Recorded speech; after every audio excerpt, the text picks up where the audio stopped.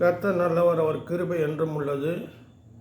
கர்த்தருக்கு கொடான கொடி ஸ்தோத்திரம், உங்களுக்கு கொடான கொடி ஸ்தோத்திரம் அப்படின்றதுக்காக ஜெபித்து கொள்ளுங்க.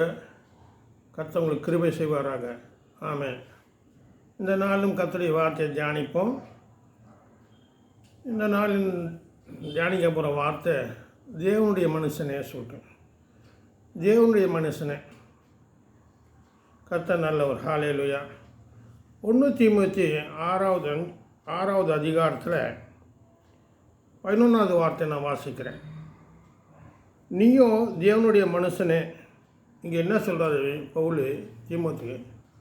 நீயோ தேவனுடைய மனுஷனே, இவைகளை விட்டோடி நீதியையும் தேவபக்தியையும் விசுவாசத்தையும் அன்பையும் பொறுமையும் சாந்த குணத்தையும் அடையும்படி நாடு.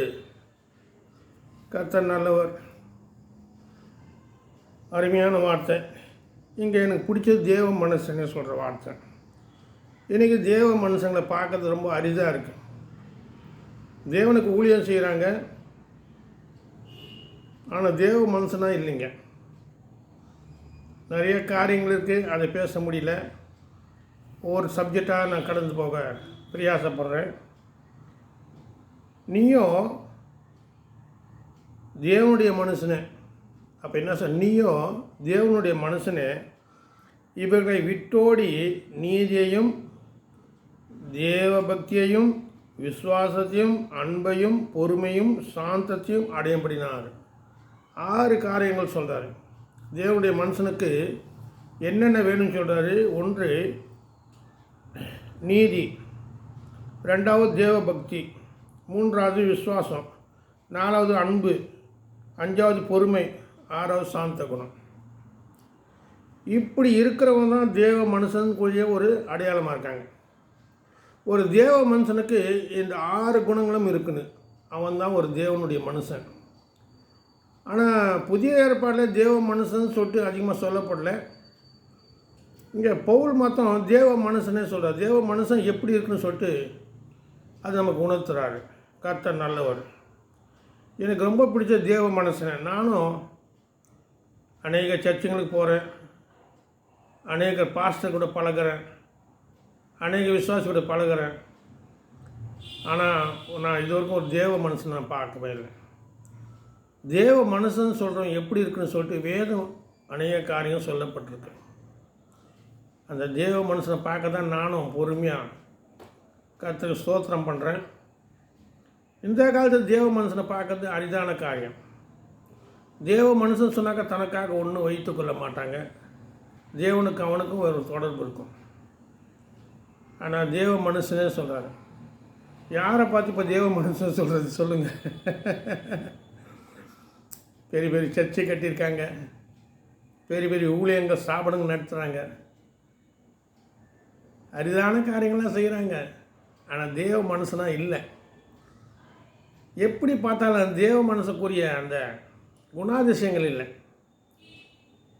அது நிறைய காரியங்களுக்கு பொருளாசை குறித்து பேசுனா இதில் பொருளாசையும் சேர்த்தாக்கா செட் ஆகாது. நீங்கள் எஸ்ஐகேல் 33 இப்போ பொருளாசை குறித்து, இறைமையான பொருளாசை குறித்தெல்லாம் இருக்குது. அதை குறித்து நான் பிறகு நான் பேசுகிறேன். இந்த தேவ மனுஷனே சொல்கிறச்சு எனக்கு ரொம்ப மனசில் ரொம்ப சந்தோஷமாக இருந்தது. நான் என்ன பண்ணுவேன், சில பேர் பேசுவது நான் கேட்டு அதிலேருந்து சில குறிப்புகள், நல்ல குறிப்புகள் எடுத்து நான் பேசுவேன். ஹல்லேலூயா. கர்த்தர் நல்லவர், அவர் வல்லவர். ஹல்லேலூயா. இங்கே 1 சாமுவேல்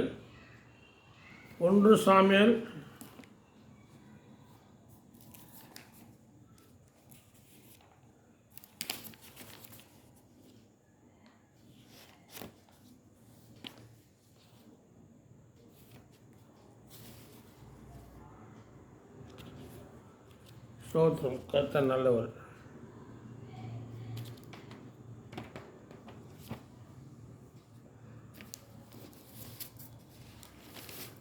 ஒன்று சாமுவேல்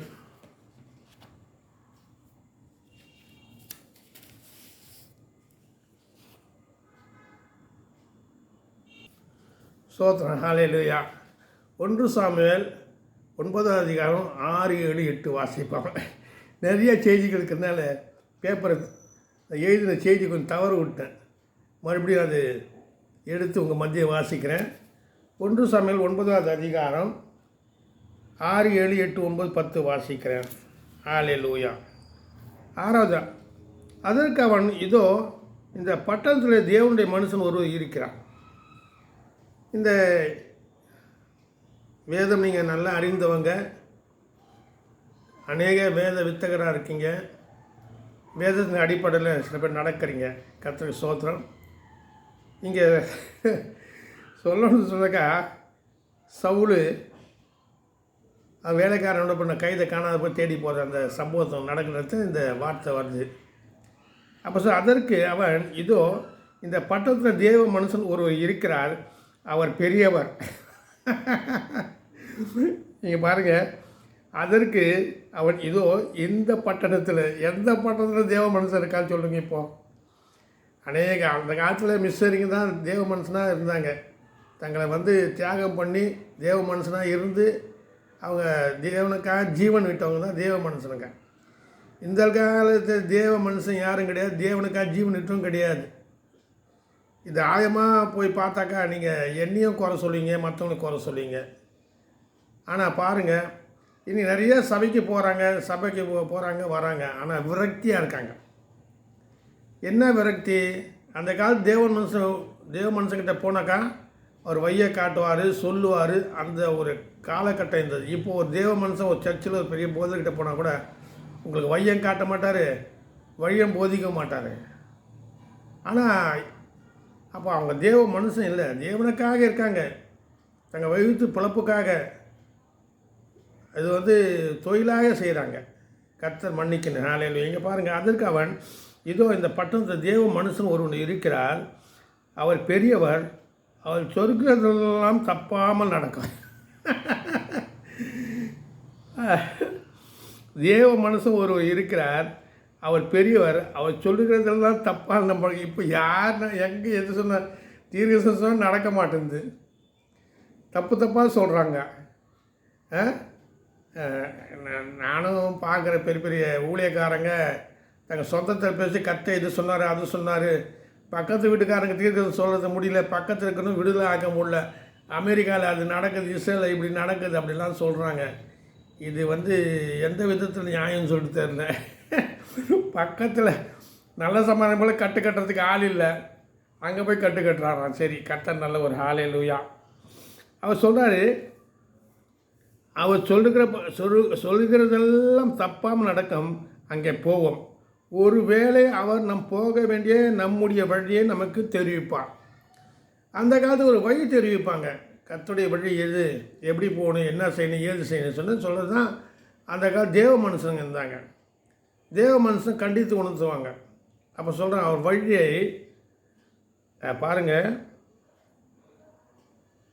நாம் போக வேண்டிய நம்முடைய வழியை நமக்கு தெரிவிப்பார் என்றான் அந்த வேலைக்காரன். அதற்கு அப்போ கீழே சொல்கிறது, அப்போது சவுல் தன் வேலைக்காரனை பார்த்து, நாம் போனாலும் அந்த மனுஷனுக்கு எண்ணத்தை கொண்டு போவோம், நம்முடைய பையில் இருந்த தின்பண்டங்கள் செலவழிந்து போயிற்று, அது விடுங்க, தேவனுடைய மனுஷனாகி அவருக்கு கொண்டு போகத்தக்க காணிக்க நம்மளுக்கு ஒன்றும் இல்லையே என்றான். அங்கே நான் குறிப்பிடுறது தேவ மனுஷன் சொல்கிற வார்த்தையை மற்ற குறிப்பிடுறது, மற்ற காரியங்கள் எனக்கு இதில்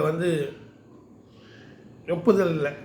அந்த தேவ மனுஷன் எப்படி இருக்குன்னு, தேவனுக்காக ஜீவனை வைத்திருக்கணும் எப்படி இருக்குன்னு, தேவனுக்காக வாழ்கிறவங்க எப்படி இருக்குன்னு, அதுதான் இதை முக்கியப்படுத்தி பேசுகிறேன்.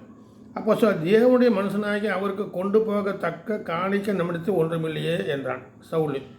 அடுத்த 8வது வார்த்தையில் அந்த வேலைக்காரன் இன்னும் சவுலை பார்த்து, இதோ என் கையில் இன்னும் 1/4 சேக்கல் வெள்ளி இருக்கிறது, தேவனுடைய மனுஷன் பாருங்க, இங்கே தேவனுடைய மனுஷன் நமக்கு நம்முடைய வழியை அறிவிக்கும் படிக்கு அதை அவருக்கு கொடுப்பேன் என்றார். யார் வழியை அறிவிக்கிறாங்களோ அவங்களுக்கு தான் காணிக்க தசமாக கொடுக்கணும். அது ஒரு பெரிய காரியங்க. நான் பேசுறதில்ல, எந்த பேசுனாக்கா நிறைய வாக்குவாதம் ஆகினே இருக்குது. அந்த வாக்குவாதம்லாம் குறையட்டும், ஆட்சி மாறட்டும், நன்மை உண்டாகட்டும், அப்போ நிறைய பேசலாம். ஹல்லேலூயா. ஏன்னாக்கா தசமாக காணிக்க சொன்னாக்கா பொருத்தனை பண்ணாங்க. அண்ணால் பொருத்தனை பண்ணி மகனை கொடுத்தாங்க. யாக்கோப்பு பொருத்தனை பண்ணான், யாபேஸ் பொருத்தனை பண்ணான். அந்த பொருத்தனை மூலமாக தான் தசம பாகம் காணிக்கை கொடுத்தாங்களே, கம்பல்சரி கிடையாது, கட்டாயப்படுத்துகிற ஆண்டவர். பவுலும் கட்டாயம் சொல்ல. சரி, அது இருக்கட்டும், அடுத்த காரியம் பார்ப்போம். இங்கே நம்முடைய வழியை அறிவிக்கும் படிக்க அது அவருக்கு கொடுப்போம் தான். அப்போ 9வது வார்த்தை, முற்காலத்து இஸ்ரவேலே யாதொருவர் தேவனத்தை விசாரிக்க போனார். முற்காலத்து தேவனத்தை விசாரிக்க போனார். இப்போ தேவனத்தை விசாரிக்க முடியாது. தேவ மனுஷன் இல்லை, தேவனுக்கா உண்மையான மனுஷன் இல்லை. நான் திறப்பின் வாசலில் நிற்கத்தக்க ஒரு தேடினேன், ஒருவனும் இல்லை சொல்லிட்டார் எஸ்ஐக்கில். நிற்கத்தக்க திறப்பின் வாசல் நிற்கத்தக்க தேவ மனுஷன் இல்லை. இப்போ கர்த்தர் நல்லவர், கர்த்தர் நல்லவர். ஹல்லேலூயா. சரி, நிறைய காரியங்கள் நான் பேசுறதுக்கு கர்த்தர் கிருபை செய்வாராக. பிறகு அப்போ சொல்கிறாரு, முற்காலத்து இஸ்ரவேலில் யாதொரு தேவனத்தை விசாரிக்க போனால் ஞானதிசிக்காரத்துக்கு போவோம் வாருங்கள் என்பார்கள். ஞானதிசிக்காரன். அப்போ தேவ மனுஷனுக்கு ஒரு பேர் ஞானதிசிக்காரன். அடுத்தது இந்நாளே தீர்க்கதரிசி எனப்படுவான், முற்காலத்தில் ஞானதிசிக்காரன் எனப்படுவான். ஹல்லேலூயா. அப்போது என்ன பண்ணாங்க, 10வது வார்த்தை, தேவனுடைய மனுஷன் இருந்த அந்த பட்டணத்துக்கு போனார்கள். இப்போ எந்த சபையில் தேவ மனுஷனுக்கா, எந்த பட்டணத்தில் தேவ மனுஷனுக்கா தேடி போக முடியுதா? எல்லாரும் பேசின்னு தான் இருக்க மறைமான காரியங்கள். சில ஊழியக்காரங்க குறை சொல்லிக்கின தாய்க்கின சில ஊழியக்காரங்கள் எப்படி சொல்கிறது தெரில, தங்களுடைய என்ன சொல்கிறது, உலகத்துடைய ஆசை பாசையை வச்சுன்னு தங்களை பெரியவங்களாக நினைக்கிறாங்க. சரி, கர்த்தர் நல்லவர். ஹல்லேலூயா. அப்போ தேவனுடைய மனுஷன் இருந்து அந்த படத்துக்கு போவோம் என்றாங்க. அப்போ தேவ மனுஷன் நம்ம வழியை காட்டுவான்.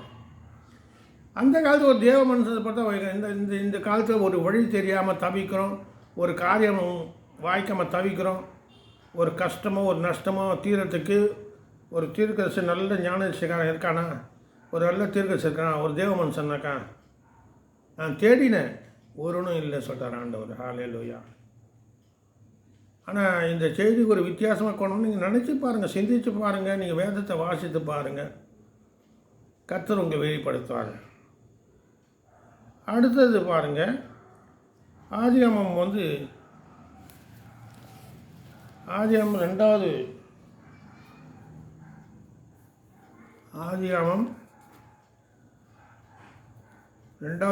அதிகாரம் 27வது வார்த்தை வாசிக்கிறேன். 27வது வார்த்தை.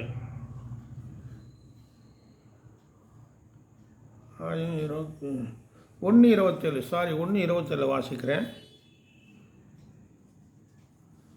தேவன் தம்முடைய சாயலாக மனுஷனை சிருஷ்டித்தார், அவனை தேவ சாயலாகவே சிருஷ்டித்தார், ஆணும் பெண்ணுமாக அவர் சிருஷ்டித்தார். அப்போ தேவ சாயலில் உண்டாக்கப்பட்டது தேவ மனுஷன். ஆனால் இன்றைக்கி மனுஷங்களாம் தேவ சாயலாக இல்லை, மன்னிக்கிறேன். அவர் 5:2 பார்ப்போம். ஆதியாகமம் 5:2 பார்ப்போம். 5:2 சொல்லப்பட்டிருக்கு, அவர்களை ஆணும் பெண்ணுமாக சிருஷ்டித்து அவர்களை ஆஸ்வதித்து அவர்களை சிருஷ்டித்த நாளிலே அவருக்கு மனுஷர் என்று பெயரிட்டார். மனுஷருக்கும் தேவ மனுஷனுக்கும் வித்தியாசம் இருக்குது, பிரித்து எடுக்கப்படுறாங்க. மனுஷர்லேருந்து தேவ மனுஷர் பிரித்து எடுக்கப்படுகிறாங்க. ஹல்லேலூயா. கர்த்தர் நல்லவர். ஹல்லேலூயா. இங்கே உபாகமம் 33வது அதிகாரத்தில்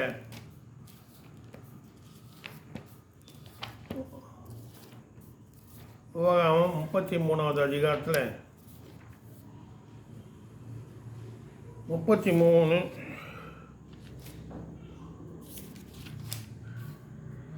வாசகம். தேவனுடைய மனுஷனாகிய மோசே தான் மரணமடைய முன்னே இஸ்ரவேல் புத்திரரை ஆசுவாதமாவது சொல்லு. அப்போ மோசை குறித்து சொல்லப்பட்ட காரியம் இங்கே வாசிக்கிறோம். தேவ மனுஷனாகிய அவனை குறித்து என்ன சொல்லு வேதம்? தேவனுடைய மனுஷனாகிய மோசே. அப்போ மோசை யார் சொன்ன? தேவனுடைய மனுஷன். அவன் ராஜாவிற்கு மனம் இல்லாமல் ராஜனுடைய அந்த ஆசை பாசனை வித்துட்டான். உலக ஆசை வேணாம், தேவனுக்காக அவன் என்ன பண்ணான்? பிரித்தெடுக்கப்பட்டான். அப்போது என்ன சொல்கிறது? தேவனுடைய மனுஷனாக்கிய மோசே தான் மரணமடைய முன்னே இஸ்ரவேல் புத்திரரை ஆசுவாதம் சொல்லப்பட்டது. அங்கே நான் குறிப்பிடுறது, மோசே என்ன சொல்லப்பட்டு தேவனுடைய மனுஷன் என்று சொல்லப்பட்டது. ஸ்தோத்திரம், ஹல்லேலூயா. யோசுவா 14வது அதிகாரம் 787. யோசுவா 14.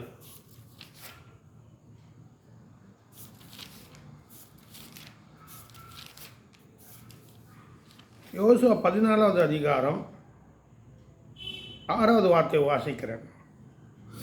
யோசுவா 14 6வது வார்த்தை. அப்போது யூதாவின் புத்திரர் கில்காலிலே யோசுவா அடுத்து வந்தார்கள். கெனாசனாகிய எபுலோனின் குமாரனாகிய காலேப் அவனை நோக்கி, காதேஸ் பர்னேயாவிலே கர்த்தர் என்னை குறித்து உம்மை குறித்தும் தேவனுடைய மனுஷனாகிய மோசேயோடு சொன்ன வார்த்தை நீர் அறிவீர். கர்த்தர் சொன்னார், மோசேகிட்ட சொன்ன வார்த்தை நீ அறிவீர் சொன்னார். இங்கே சொல்லப்பட்ட தேவனுடைய மனுஷனாகிய மோசேயோடு சொன்ன வார்த்தை.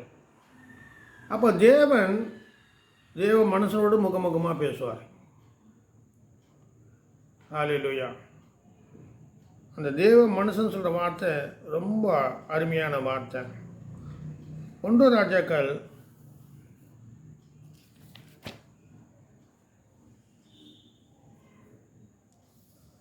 1 ராஜாக்கள்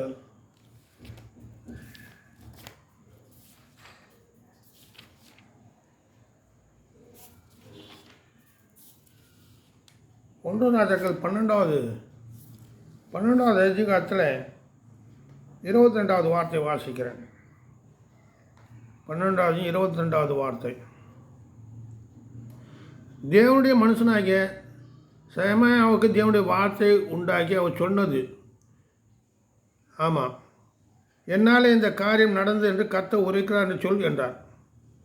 அப்போது தேவ மனுஷனை கொண்டு தேவன் பேசுகிறார். தேவ மனுஷனை கொண்டு தேவன் பேசுகிறார். அப்போது நமக்கு தேவ மனுஷன் முக்கியம். அப்போ தேவ மனுஷனை நம்ம உருவாக்கணும், தாங்கணும். அநேக காரியங்கள் பின்னாடி வருது. ஆனால் நேரம் பார்த்தாருன்னு சுருக்கமாக பேசுகிறேன். பார்த்தா 4-5 பக்கம் இருக்குது. நான் ஒரு பக்கம் தான் பேச முடியும், சுருக்கி பேசுகிறேன். கர்த்தர் நல்லவர். அப்போது இங்கே செமையா விட்டு சொல்லப்பட்டு தேவனுடைய மனுஷன் ஆகிய சொல்லிச்சோம் ஒரு தீர்க்கதரிசி.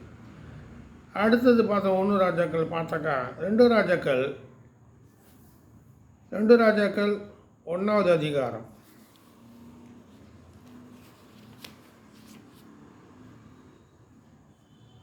2 ராஜாக்கள் 1வது அதிகாரத்தில் 10-12 நான் வாசிக்கிறேன். 10-12. அப்போது எலியா அந்த 50 பேரின் தலைவனுக்கு பிரதியமாக, நான் தேவனுடைய மனுஷனானால் அக்னி வானத்திலிருந்து இறங்கி உன்னையும் 50 பேரையும் பட்சிக்க கடவுது என்றான். உடனே அக்னி வானத்தில் இறங்கி அவனையும் அவன் 50 பேரையும் பட்சித்தது. அப்போ தேவன் மனுஷன் பாருங்கள் எப்படி இருக்கான் பாருங்கள். அந்த காலத்தில் அவன் அறிக்கலை, நான் தேவ மனுஷன் ஆனால் நான் சொன்னபடி நடக்கும். நான் பணக்காரனா சொல்ல, நான் போதகனானா சொல்ல, நான் ரெவரண்ட் பிஷப் சொல்ல, நான் தேவனுடைய மனுஷன் ஆனால். அடுத்து சொல்கிறாரு, மறுபடியும் அவனிடத்துக்கு வேறொரு தலைவனையும் அவனுடைய 50 சேவகரையும் அனுப்பினான். அவனை நோக்கி, தேவனுடைய மனுஷன் ராஜா உன்னை சீக்கிரமாக வர சொல்கிறார் என்றான். தேவனுடைய மனுஷனே சொல்கிறாங்க தேவனுடைய மனுஷன். அப்போ தேவன் மனுஷனுக்கு ஒரு அடையாளம் இருக்குது. அவன் எப்போவுமே தேவனோடு இருப்பான், தனித்து இருப்பான். கர்த்தர் நல்லவர். ஹல்லேலூயா. 2 ராஜாக்கள் 4:9. 2 ராஜாக்கள் 4:9 உங்களுக்கு எல்லா காரியமும் சுருக்கி சொல்கிறேன். நீங்கள் மறுபடியும் நீங்கள் வந்து வேதத்தை நீங்கள் 4 தடவை பார்த்து பாருங்கள். பார்க்கும்போது உங்களுக்கு விளங்கும். ஹல்லேலூயா. தயவுசெய்து சப்ஸ்கிரைப் பண்ணுங்கள். போன சேனலில் வந்து பிரேக் பண்ணி வச்சுருக்காங்க. 800 சப்ஸ்கிரைப்ஸ் இருந்தது, அது என்ன தெரியல, பிளாக் பண்ணி வச்சுருக்காங்க. இருக்கட்டும், நான் மறுபடியும் புதுசு சேனல் போட்டிருக்கேன். நீங்கள் சப்ஸ்கிரைப் பண்ணாக்கா இன்னும் 4 பேர் பார்க்காங்க. எனக்கு பணம் முக்கியம் இல்லை, தேவ வார்த்தை 4 பேர் கேட்கட்டும், அவங்க ரசிக்கப்பட்டோம், தேவனை அறிந்து கொள்ளட்டும். அதான் என்னுடைய வாஞ்சை. செலவு பற்றி நான் வந்து கவலைப்படல. சில பேர் காணிக்கை கொடுக்குறாங்க, சில பேர் கொடுக்கல. கர்த்தருக்கு நன்றி. ஹல்லேலூயா. இப்போது பாருங்கள், 4வது அதிகாரம் இதில் சில காரியங்கள் நம்ம பார்க்குறோம். 4வது அதிகாரத்தில் 9வது வார்த்தை, 9வது வார்த்தை இங்கே என்ன சொன்னார்? சூனேமுக்கு போயிருந்த போது அங்கே இருந்த கணம் பொருந்த ஒரு ஸ்திரீ அவனை போஜனம் பண்ண வரைஞ்சு கேட்டுக்கொண்டான். அப்படி அவன் பட்டணத்து பயணப்பட்டு வருகிற போதெல்லாம் போஜனம் பண்ண முடியாது அங்கே வந்து தங்குவான். யார்?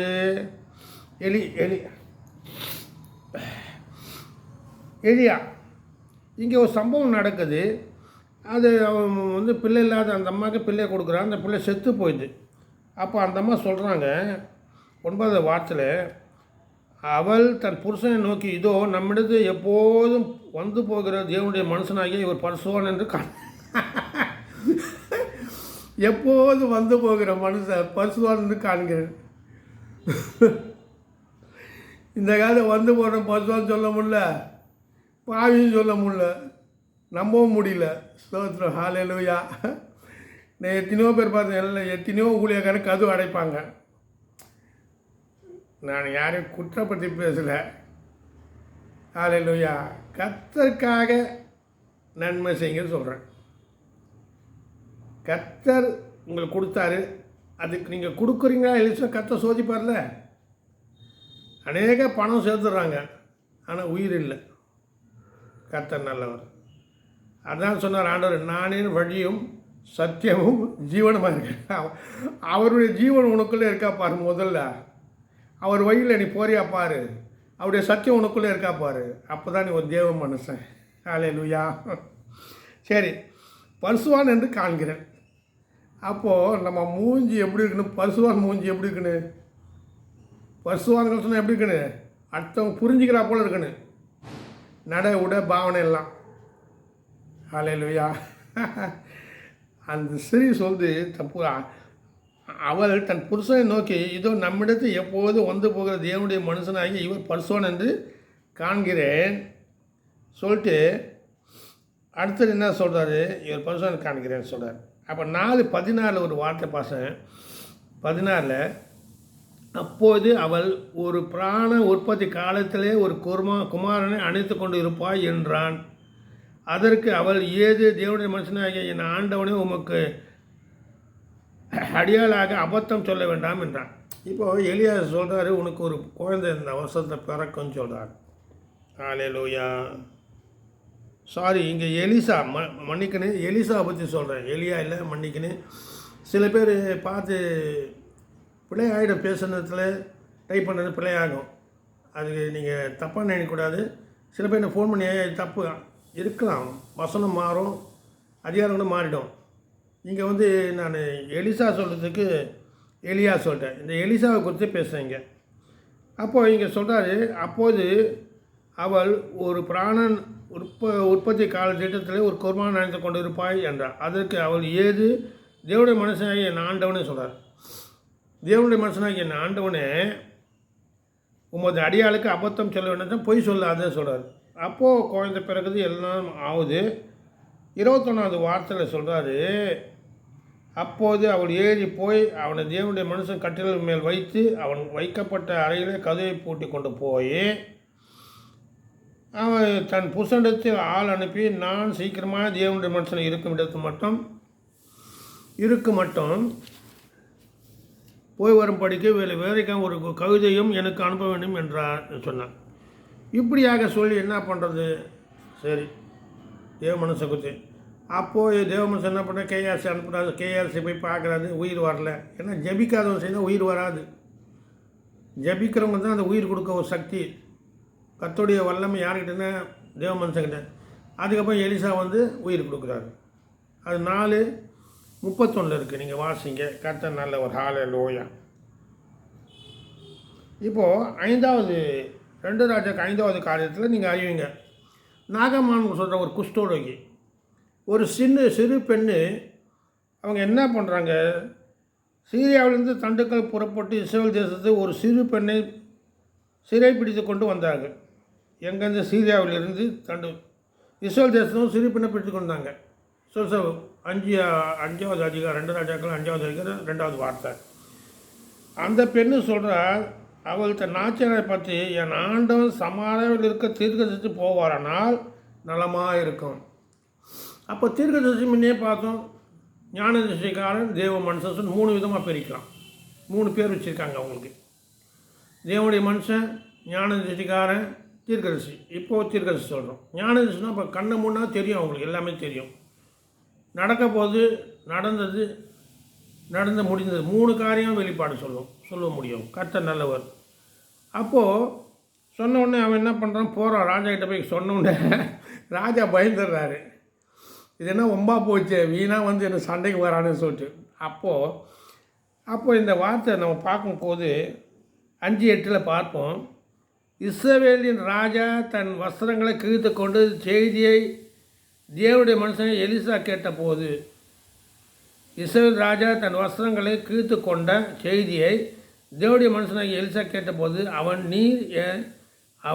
நீர் உம்முடைய வஸ்திரங்களை கிழித்து கொள்வானேன், அவன் என்னிடத்தில் வந்து இஸ்ரவேலில் தீர்க்கதரிசி உண்டு என்று அறிந்து கொள்ளட்டும் என்று ராஜாவுக்கு சொல்லியிருப்பான். இஸ்ரவேலில் ஒரு தீர்க்கதரிசி இருக்கான்னு சொல்லிட்டு தெரிந்துக்கிட்டோம், அனுப்பியா சொல்கிறாரு.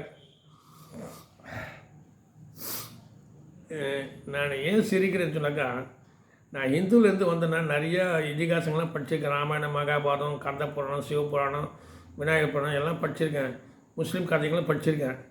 இப்போது இங்கே இந்த வேதம் படிக்கிறது, வேதத்துக்கு புறமாக நிறையா பேருக்கிற பார்த்து மனசு வேதனையில் தான் சிரிக்கிறேன் கண்டி, மற்றபடி சந்தோஷத்தில் சிரிக்கலை. மாறுவாங்களா சொல்லிட்டு தான் எனக்கு சந்தோஷம். மாறுனு ஆண்டவர் சொன்னார், எத்தனையோ காரியம் சொல்ல, அந்த எல்லா காரியத்தை விட்டு ஏதோ தங்க காரியம் செய்கிறாங்க. சரி, கர்த்தர் நல்லவர். கர்த்தர் தான் பரலோகம் கூப்பிட்டு போவான்னு சொல்லி சபை பரலோகம் கூப்பிட்டு போகணும். சபை ஒன்று ஆயத்தம் பண்ணணும். ஹல்லேலூயா. கர்த்தர் நல்லவர். ஹல்லேலூயா. அப்போது தீர்க்கதரிசி உண்டு என்று அறிந்து கொள்ளட்டும் என்று ராஜாவுக்கு சொல்லி அனுப்பினான். அவர் என்ன சொல்கிறாரு, எலிசா போய் குளிச்சுட்டு போப்பான், யோர்தானில் போய் 7 முறை முக்கணும். அவனுக்கு கோவம் வந்து போயிடுறான். அப்போது அந்த இடத்துல அந்த வேலைக்காரன் சொல்கிறான், என்ன சொல்கிறான் பாருங்க. அவன் வேலைக்காரன் சொல்கிறான், 14 சொல்கிறான், 13. அவன் ஊழியக்காரனாகிய சமயத்தை வந்து அவனை நோக்கி, தகப்பனே, அந்த தீர்க்கதரிசி ஒரு பெரிய காரியத்தை செய்ய உனக்கு சொல்லியிருந்தால் அதை நீ செய்வீர் அல்லவா? ஸ்நானம் பண்ணு, அப்போது சொஸ்தமாவீர் என்று அவர் உம்மோடு சொல்லும் போது அதை செய்ய வேண்டிய எத்தனை அதிகம் என்று சொன்னான். சிலருக்கு நானும் போவேன், ஜெபம் பண்ண சில காரியம் சொன்னாக்க நம்ம ஏற்றுக்கவே மாட்டாங்க, செய்யவும் மாட்டாங்க. அந்த நேரத்துக்கு கேட்பாங்க, மற்ற நேரத்தில் காரியத்தை செய்ய மாட்டாங்க. அவங்களுக்கு என்னத்துமா காணிக்கை கொடுத்தா காரியம் நடக்கணும். காரியம் நடக்கும், மறுபடியும் காரியம் மாறிடும். ஹல்லேலூயா. கர்த்தர் நல்லவர். அப்போது கீழே சொல்கிறாரு 14. அப்போது அவன் இறங்கி தேவனுடைய மனுஷன் வார்த்தையின்படியே யோர்தானை 7 தடவை முக்கின போது அவன் மாமிசம் ஒரு சிறு பிள்ளை மாமிசம் போல் மாறி அவன் சொஸ்தமானான். அப்போ என்ன சொல்லப்பட்டிருக்கு அதை பாருங்கள். தேவனுடைய மனுஷன் வார்த்தையின்படியே யோர்தானை 7 தடவை முக்கின போது, தேவனுடைய மனுஷன் வார்த்தை, தேவனுடைய மனுஷன் சொல்கிற வார்த்தையை நம்ம வந்து நிதானித்து கேட்டு அதன்படி செய்யணும். தேவனுடைய மனுஷன் சொல்கிற தேவ மனுஷனுக்குள்ளே தேவ ஆவியானு இருக்கார். அந்த தேவ ஆவி சில ஆலோசனை சொல்லுவார். அதன்படி நடக்கும் போது ஜெயம் உண்டாகும். கர்த்தர் பெரிய காரியங்கள் செய்வார். இந்த ஞானகமான் பாருங்கள், அங்கே சொல்கிறது தேவனுடைய மனுஷன். அங்கே என்ன சொல்கிறது 5:14 தேவனுடைய மனுஷன் வார்த்தையின்படியே யோர்தானை 7 தடவை முக்கினான். அப்போ தேவனுடைய வார்த்தையின்படி முக்கும்போது, தேவனுடைய வார்த்தையின்படி செய்யும்போது, தேவனுடைய வார்த்தை கீழ்ப்படியும் போது காரியங்கள் மாறுதலாம் முடியும். ஜபம், உபவாச ஜபம். ஜபம் சொல்கிறது சரீரத்தை ஒடுக்கிறது, உபவாசம் வந்து ஆத்மா ஒடுக்கிறது. சில பேர் சரீரத்துக்கே உபவாசம் பண்ண மாட்டாங்க. சரீர உபவாசம் நல்லா துண்டு போட்டு கோய்கட்டை போல இருப்பாங்க. சரீரத்துக்கு ஜபம். ஆனால் ஆத்மாவுக்கு ஜபம் எப்படி பண்ணுவாங்க? சரீர ஜபமே பண்ணுது, ஆத்மா வந்து உபவாச ஜபம் தான் ஆத்மா. எல்லோரும் ஜபம் பண்ணுறாங்க ஆத்மா, ஆனால் உபவாசம் ஜபம் பண்ண மாட்டாங்க. அந்த உபவாச ஜபம் தான் ஆத்மாவுக்கு பலன் தருது. ஹல்லேலூயா. கர்த்தர் நல்லவர். ஹல்லேலூயா. அடுத்த காரியத்தை நான் கடந்து போவோம். ஹல்லேலூயா. நியாயாதிபதியில் 13வது அதிகம். நியாயாதிபதிகள் 320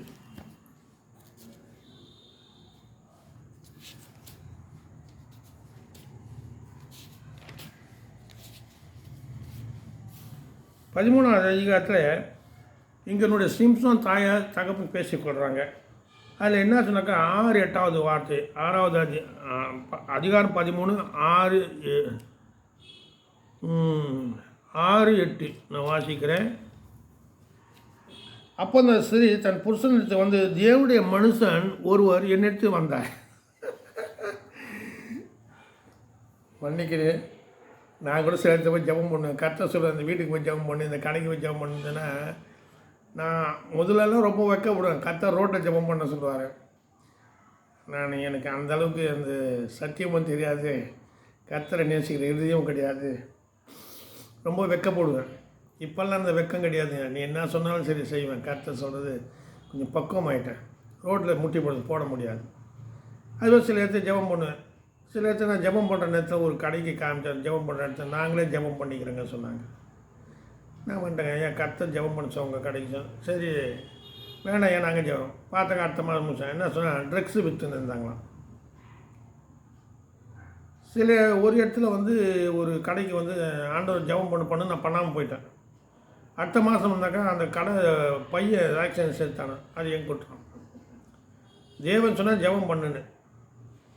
சரி, கர்த்தர் நல்லவர். இங்கே சொல்கிறாரு, அப்போது அந்த ஸ்திரீ தன் புருஷனிடத்து வந்து, தேவனுடைய மனுஷன் ஒருவர் என்னிடத்து வந்தார், அவருடைய சாயல் தேவனுடைய தூதரின் சாயல் போல மகா பயங்கரமாக இருந்தது. எங்கிருந்து வந்தீர் என்று நான் அவரிடத்து கேட்கவில்லை. அவர் தம்முடைய நாமத்தை எனக்கு சொல்லவும் இல்லை. அவர் என்னை நோக்கி, இதோ நீ கர்ப்பம் தரித்து ஒரு குமாரனை பெறுவாய், அதனால் நீ திராட்சை ரசம் மதுபானம் குடியாமல் தீட்டாத ஒன்றும் புசியாமலும் இரு. அந்த பிள்ளை பிறந்து முதல் தன் மரண நாள் மட்டும் தேவனுக்கென்று நசரனாக இருப்பான் என்று சொன்னார் என்றார். அல்லேலூயா. அப்போது என்ன அதிசயம் பாருங்கள், தேவனுடைய மனுஷன் சொல்கிறேன் இங்கே. அப்போது 8வது வார்த்தையில், அப்போது மனோவா கர்த்தரை நோக்கி விண்ணப்பம் பண்ணி, என்ற ஆண்டவரே, நீ அனுப்பின தேவனுடைய மனுஷன் மறுபடியும் ஒரு விஷயம் என்னிடத்தில் வந்து, பிறக்கப் போகிற பிள்ளைக்காக நாங்கள் என்ன செய்ய வேண்டும் எங்களுக்கு கற்பிப்பராக என்று வேண்டிக் கொண்டான். பாருங்கள், நீர் அனுப்பின தேவனுடைய மனுஷன். அப்போது கர்த்தர் தான் ஒரு தேவனுடைய மனுஷன் அனுப்புகிறாரு. கர்த்தர் தான் ஒரு தேவனுடைய மனுஷனை உங்ககிட்ட அனுப்புவார். தேவ சித்தம் இல்லாமல் தேவன் அனுப்பான ஒருவனும் வரமாட்டாங்க. இல்லையா, அதை புரிஞ்சுக்கோங்க. நீங்கள் உதாசனம் பண்ணீங்க, சில பேர் வீட்டை தேடி வந்தாக்க உதாசனம் பண்ணி அனுப்பிச்சிடுறீங்க. அதனால் உங்களுக்கு தான் நஷ்டம், எங்களுக்கு ஒன்றும் நஷ்டம் கிடையாது. தேவ மனுஷன் நஷ்டம் கிடையாது, உங்களுக்கு தான் நஷ்டம் உண்டாகும். கர்த்தர் நல்லவர். ஹல்லேலூயா.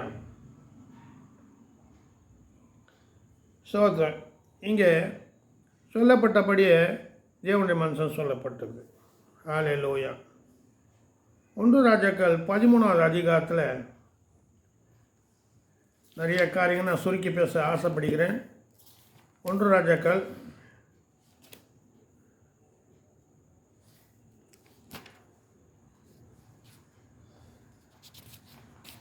இங்கே அநேக தேவ மனுஷன் சொல்லி நிறைய காரியங்கள் சொல்லப்பட்டிருக்கு.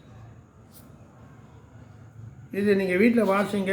1 ராஜாக்கள் 13வது அதிகாரத்தை நீங்கள் வாசிக்கும் போது உங்களுக்கு தெரியும். பாருங்கள், யெரொபெயாம் தூபம் காட்ட பலிபீடத்தின் மேலே நிற்கையில், இதோ தேவனுடைய மனுஷன் ஒருவன் கர்த்தருடைய வார்த்தைப்படி யூதாவிலிருந்து பெத்தேலுக்கு வந்தான். அப்போது என்ன சொல்லப்பட்டு 1 ராஜாக்கள் 13 அதிகாரத்தில், தேவனுடைய மனுஷன் ஒருவன் கர்த்தருடைய வார்த்தையின்படியே.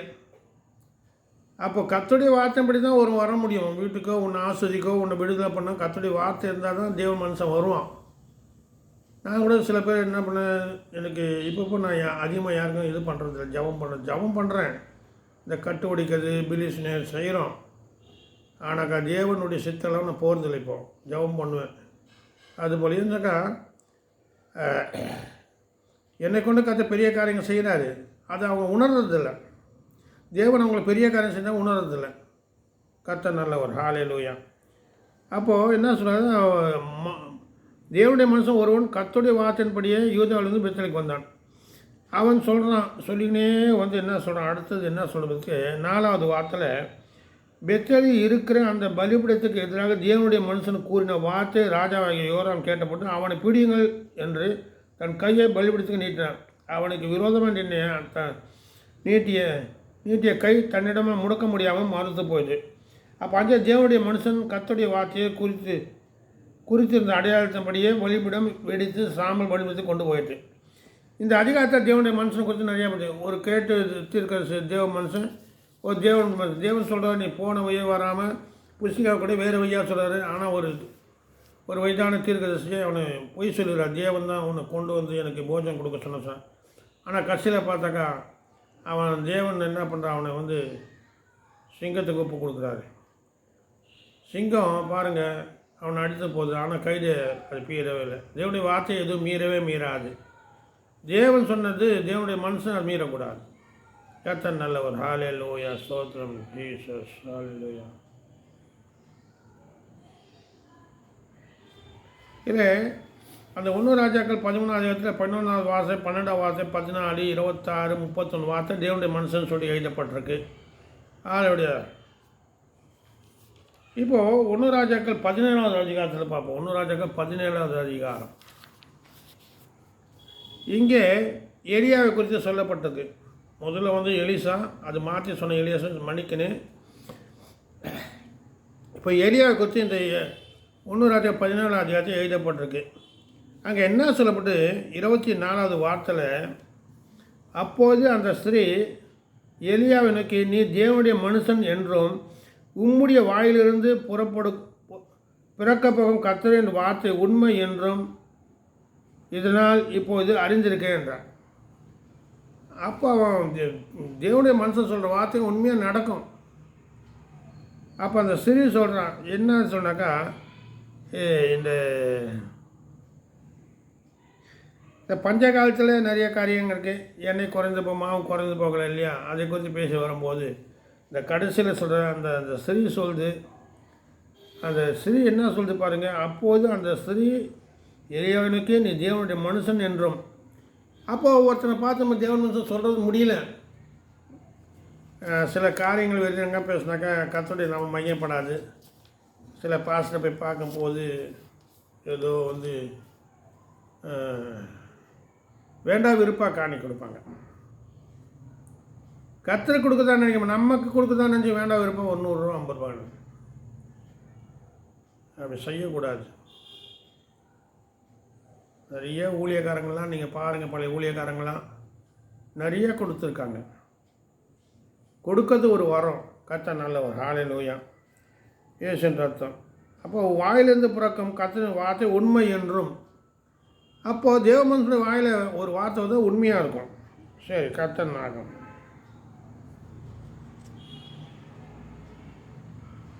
ரெண்டு ராஜாக்கள் 8வது அதிகாரம்.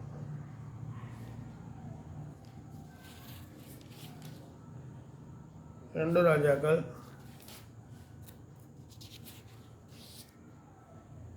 8வது அதிகாரம். 2 ராஜாக்கள் 8வது அதிகாரத்தில் 2:4. அப்போது கர்த்தருடைய உடன்படிக்கை பெட்டியை சீயோன் என்னும் தாவீது நகரத்துக்கு கொண்டு வரும்படி சாலமோன் இஸ்ரவேலின் மூப்பரையும் 2 ராஜாக்கள் 1 ராஜா மன்னிக்கணும். 2 ராஜாக்கள் 8வது அதிகாரம்.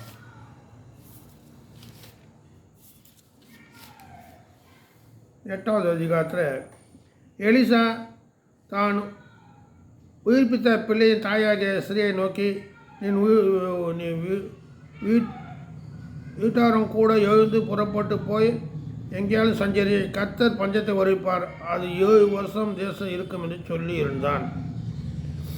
அப்போது அந்த கேஆசி வந்து ராஜா கிட்ட சொல்கிறாரு. அப்போது அந்த 8வது வயசு 4வது வயசு அந்த நேரத்தில் ராஜா தேவனுடைய மனுஷன் வேலைக்கானாகிய கேபாவுடனே பேசி, எலிசா அற்புதங்களா நீ எனக்கு விவரமாக சொல்லி என்றான். அப்படி சொல்லிக்கினே இருந்த நேரத்தை அந்த ஸ்திரீ வராங்க. அப்போ தான் சொன்னார் எல்லாத்தையும். அது 7வது சீரியாவிலே ராஜாவாகிய பெனதத் வேதனை. எலிசா தாமஸ்க்கு வந்தான். தேவனுடைய மனுஷன் இவ்விடத்து வந்திருக்கான் என்று அவனுக்கு அறிவிக்கப்பட்டது.